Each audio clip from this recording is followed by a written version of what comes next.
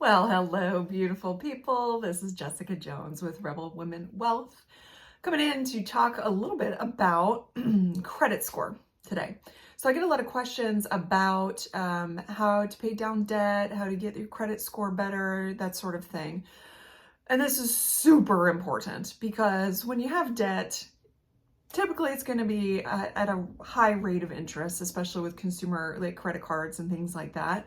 And that's no good because a lot of those are charging, 22, 25, 28% interest on those credit cards. And that can be really hard to get out from under, especially if you're only paying the minimum amount. Like you'll never get out from under it, right?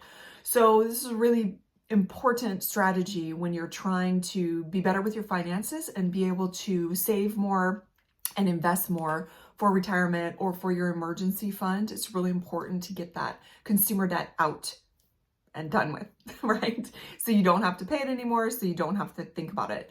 So really, when we're looking at that, there's several different ways to pay it down, and honestly, it doesn't really matter. It's just that you pay it down.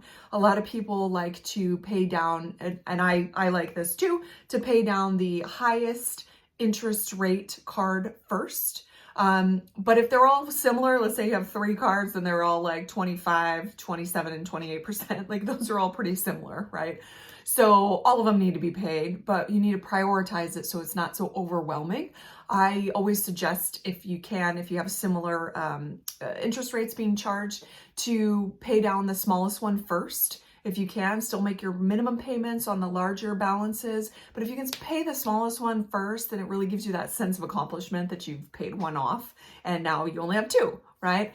So it just depends on your personality and what motivates you. But doing this will really help your credit score as well, which is super important because in order to buy anything, you need a good credit score. And I'll talk about that a little bit more in the next video.